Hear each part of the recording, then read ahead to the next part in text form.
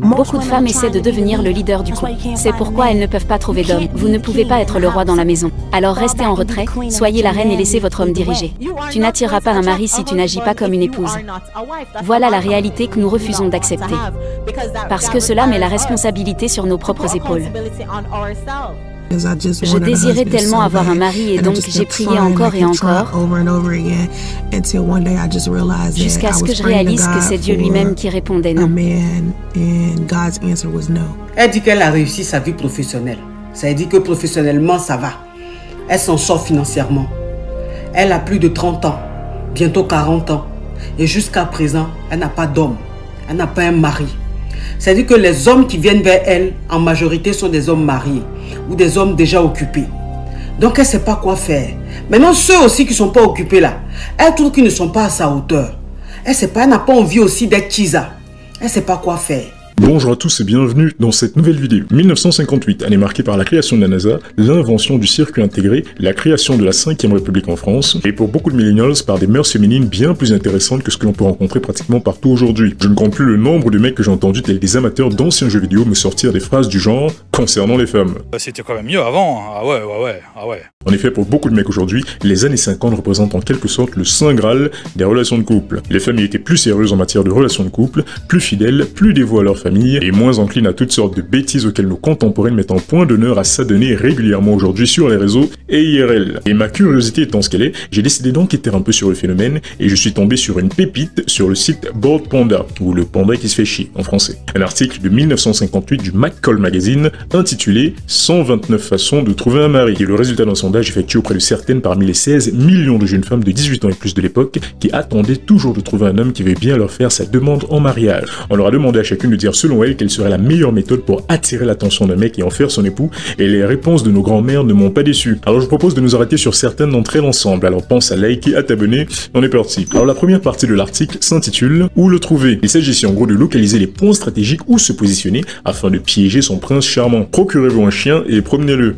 Ah, approche intéressante. Apparemment, en plus de servir de gardien, de guide pour aveugles, de secouriste et de détecteur de drogue dans les aéroports, nos chers compagnons canins peuvent également servir d'entremetteurs. Il suffit simplement de les sortir et de laisser leur charme vous attirer l'âme idéale. Je me demande si ça marche pour les hommes aussi. Alors aujourd'hui, tu vas m'aider à choper les meufs, ok ?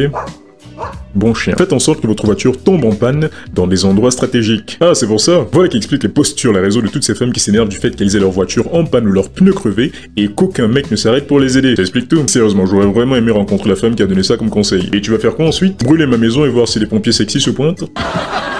Je viens pour le feu, madame. Cherchez les endroits avec le plus d'hommes célibataires. Le Nevada a 125 hommes pour chaque 100 femmes. La Chine aussi. Lisez les rubriques nécrologiques pour trouver des veufs intéressants. Quoi? Non mais là c'est de la psychopathie pure et simple. Hein. Le mec vient de perdre son épouse et toi tu en profites pour le récupérer après l'avoir ciblé dans une rubrique nécrologique. Moi qui considérais les sites de rencontres comme des fléaux, finalement c'est pas si mal. Hein. Et ici encore c'était pour le réconforter, pas du tout. Ses motivations sont purement égoïstes. Limite elle est contente que sa femme soit morte. C'est morbide. Asseyez-vous sur un banc et nourrissez les pigeons. Alors là c'est soit une adepte de romans à l'eau de rose, soit une grand-mère de 70 ans. Quoi que j'ai beau dire, je trouverais ça toujours beaucoup plus mignon qu'une femme qui passe son temps à montrer son boule à la planète entière sur Instagram. Et de loin. Devenez infirmière ou hôtesse de l'air, elles ont un taux de mariage très élevé. C'est pas vraiment ce que j'ai entendu dire concernant les femmes exerçant ces activités, du moins pas à mon époque. Elles ont plutôt la réputation, et attention ça ne vient pas de moi, d'être des femmes de mauvaise vie, très infidèles à éviter absolument. Le résultat a été que les docteurs et les infirmières sont beaucoup plus susceptibles de tromper que les athlètes, les acteurs, les chanteurs. Vous dites donc que personne ne devrait sortir avec un docteur ou une infirmière? Je n'affirme rien, je donne juste les conclusions du rapport. Si votre copine est une infirmière, vous devez être extrêmement prudent. Les infirmières sont célèbres pour leur infidélité. Soyez gentils avec tout le monde, ils ont peut-être un frère ou un fils intéressant. Comprenez par là messieurs que si une femme est gentille avec vous mais n'a encore rien tenté et ne vous a encore envoyé aucun signal favorable à une idylle, il y a des chances pour que ce soit votre père, votre fils ou même votre frère qu'elle vise. Vous êtes dans la friendzone. Non mais sérieux, elles les ont trouvées où ces femmes à interroger? Dites à vos amis que vous êtes intéressés à vous marier, ne le gardez pas secret. Oui, c'est un conseil sensé, j'approuve. Enfin, faites semblant d'être perdu à des événements sportifs. Madame, ça va? Oui, je me suis perdu en cherchant mon chemin. Venez, je vous accompagne. Merci beaucoup. Vous voulez m'épouser? Quoi? Dans un avion, un train ou un bus, ne vous asseyez pas à côté d'une femme, asseyez-vous à côté d'un homme. Elles étaient vraiment simples les rencontres à l'époque. Il suffit simplement qu'une femme s'assied à côté de toi dans un bus et tu sais qu'elle veut t'épouser. Non mais sérieusement, c'est quoi ce conseil? En plus, dans les transports en commun, très souvent malheureusement, c'est pas toi qui choisis ta place, hein. Elle t'est attribuée, ou alors tu t'assois là où tu peux en fonction du nombre de personnes présentes dans le transport en question. Cette femme s'est vraiment dit que toutes les femmes assises à côté d'hommes dans les transports en commun, on voulait forcément comme mari. N'ayez pas peur de traîner avec des filles attirantes, elles ont peut-être des restes pour vous. Aïe aïe aïe aïe, là c'est triste. Là c'est le degré zéro d'estime de soi. Traîner avec des filles attirantes, si bien sûr elles veulent traîner avec toi, en espérant que peut-être un de leurs ex te remarque. Non, pas bon, faites pas ça les filles. Les mecs n'aiment certes pas du tout les filles hautaines et arrogantes, mais ça ne veut pas pour autant dire qu'il faut devenir un paillasson. Non. Allez à des réunions d'anciens élèves, il y aura peut-être des veufs intéressants. Sérieusement, c'est quoi cette tendance à souhaiter la mort des femmes des autres? C'est déjà la deuxième fois, ça fait peur. Ne traînez pas avec des filles tristes qui vous rabaisseront à leur niveau. Alors à ce niveau-là, si fille triste est synonyme de féministe, je suis d'accord. J'ai rarement vu des personnes aussi pathétiques de toute ma vie. Et attention, je ne parle pas de celles qui militaient pour le droit de vote, je parle de ça. C'est quoi la masculinité excessive? Ce sont ces mecs qui veulent avoir de belles grosses voitures pour compenser quelque chose. Compenser pourquoi? Beaucoup de choses. Vas-y, on t'écoute. Ils veulent compenser pour leur faible estime d'eux-mêmes et leur petit pénis. Est-ce que ça veut dire que les femmes qui veulent de belles voitures aujourd'hui ont des vagins déchaînés? Non, elles ont du goût. Donc c'est mauvais quand c'est les hommes qui veulent des choses. Je trouve que c'est misogyne. Comment tu définis misogynie? Pardon?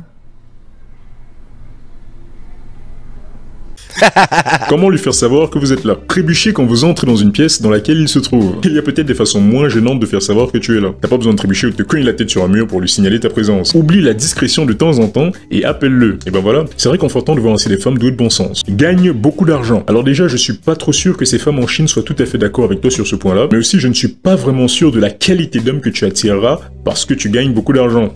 Du tout. Parce qu'en général, le seul type de mec trouvant ce critère attirant chez les femmes, c'est le type loser, sans aucune volonté de faire le moindre effort pour gagner sa vie, ou le type gigolo qui, bien que faisant des efforts, ne les concentre en général que sur son apparence physique, pour attirer justement ce genre de femme naïve, qui pense que son argent lui achètera un mari aimant et dévoué. Faites tomber votre mouchoir, ça marche encore aujourd'hui. Alors je ne sais pas pour vous, mais personnellement, je n'ai jamais ramassé le mouchoir d'une meuf qui l'avait fait tomber. Pas seulement parce que je n'en avais absolument aucune envie, mais surtout par souci d'hygiène. Si vous avez vu ce que j'ai vu beaucoup de filles faire avec leur mouchoir toute la journée, croyez-moi, vous n'y seriez pas disposé non plus. Donc non, le mouchoir, c'est non. Restez dans un coin et pleurez silencieusement. Il y a des chances qu'il vienne voir ce qui ne va pas. Oh, Seigneur, juste va lui parler. Va lui dire ce que tu ressens, même si ça implique de prendre un râteau. Ça s'appelle être adulte. C'est quoi ces jeux ridicules entre mes femmes, sérieux? Et s'il ne vient pas, tu vas pleurer toute la nuit? Apprenez à faire de bonnes tartes aux pommes, ramenez-en une au bureau et ne laissez que les célibataires intéressants la goûter. C'est la sorcière dans Blanche-Neige qui lui a donné ce conseil ou quoi?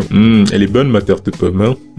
Maintenant tu vas m'épouser, ok? En même temps, personnellement, j'adore les pâtisseries, donc finalement ça peut marcher. Riez à ces blagues. Et oui, malheureusement c'est vrai. Beaucoup de femmes font justement semblant de trouver les hommes qui les intéressent drôles, et aussi bizarre que ça puisse paraître, ça marche vraiment. Dites-lui qu'il est beau. Oui, absolument, ça marche. Prends bien soin de ta santé, les hommes n'aiment pas les femmes malades. Oui, dans un sens, mais être malade ça peut également arriver à tout le monde, hein, même aux hommes. Ton mec va pas te quitter parce que t'as un rhume non plus, hein. Montre-lui que tu peux t'amuser à un rendez-vous pas cher, mais pas trop non plus. Je valide. Pour Emma, vous n'avez absolument pas du tout envie de vous retrouver avec une meuf qui joue la duchesse parce que vous lui proposez d'aller prendre un café au lieu d'un resto 5 étoiles. Tenez-vous au coin d'une rue fréquentée avec un lasso.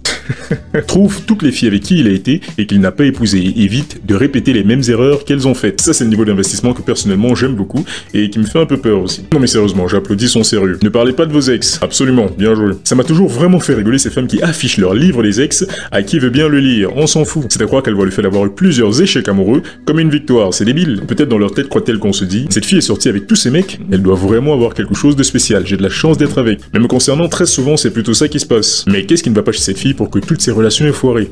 Je ferais peut-être mieux de me tirer, moi. S'il est riche, dis-lui que tu aimes son argent. L'honnêteté l'intriguera, oui, ou le fera fuir. Et ce ne sont là, mesdames et messieurs, que quelques perles parmi les 129 façons de trouver un mari selon les femmes de 1958. Quant aux femmes de 2018, vous vous en doutez, elles n'ont pas beaucoup aimé la lecture de ce rapport des années 50 et ont décidé de l'adapter à la sauce féministe 2.0, réécrivant ces règles de 1958 sur comment trouver un mari pour les femmes célibataires badass d'aujourd'hui, en disant cette fois aux hommes ce qu'ils doivent faire. Notez que cet article est lui-même rédigé par une femme célibataire qui vante dès le début les avantages du célibat pour les femmes en leur disant qu'elles vivent leur meilleure vie en étant seules. Vous la sentez venir, la tristesse? Alors basiquement, elle reprend l'article de 58 en y ajoutant des trucs du genre « Devenez docteur, dentiste ou avocate. Vous êtes badass, vous n'avez pas besoin d'en épouser un. Dites à vos amis que vous ne voyez aucun intérêt à vous marier du tout. Ne le gardez pas pour vous. Dites-le à votre mère. dites-le à vos proches, dites-le à des gens lambda que vous croisez dans la rue, déclarez-le sur les réseaux. Mais calmez-vous madame, si tu es si heureuse que ça de vivre seul, tu n'as absolument aucun besoin de le crier sur les toits. Ça c'est pas de la joie, c'est de la nervosité. D'ailleurs en parlant d'articles que cette femme a rédigés, nous aurons par exemple un monde sans mariage, la joie non célébrée de la vie solitaire, l'excitation d'aller dans des fêtes toute seule. Est-ce que vous ressentez la même tristesse que moi au travers de la lecture de ces articles? Pourquoi être dans une relation à long terme rend les femmes dépressives? Il y a plus de gens seuls que jamais auparavant, et c'est très bien. Sérieusement, on dirait des appels à l'aide. Les récompenses profondes de rester seul. Vous pourrez d'ailleurs remarquer les visages pleins de joie de toutes ces femmes servant de vitrine à ces articles. Et le plus ridicule dans l'histoire, c'est que c'est exactement ce genre de femme qui dit être parfaitement bien toute seule, qui finit par organiser des cérémonies d'anniversaire sur le thème du mariage. Je vous ai dit que la tristesse arrivait. À force de se mentir à soi-même, voilà ce qui arrive. Elle la joue comme une blague genre oh oh c'était fun, c'était juste une blague, un roleplay, je ne me suis pas vraiment marié, hahaha. Mais vous pouvez tous voir ce qu'elle désire réellement, et même elle le sait. Mais l'arrogance et la fierté qu'a créé aujourd'hui le féminisme 2.0 chez les femmes d'aujourd'hui est en train progressivement de les condamner à finir toutes seules avec leur mari imaginaire. Et c'est de plus en plus répandu ce genre de conneries. L'épidémie de solitude chez les femmes s'aggrave de plus en plus avec le temps à cause de ce genre de merde. Bref, c'est tout pour cette vidéo, merci d'avoir regardé jusqu'au bout. Pense à liker, à t'abonner et à commenter pour me dire ce que tu penses de tout ça. Et je te dis à la prochaine, allez, ciao. Tu n'attireras pas un mari si tu n'agis pas comme une épouse. Voilà la réalité que nous refusons d'accepter. Parce que cela met la responsabilité sur nos propres épaules.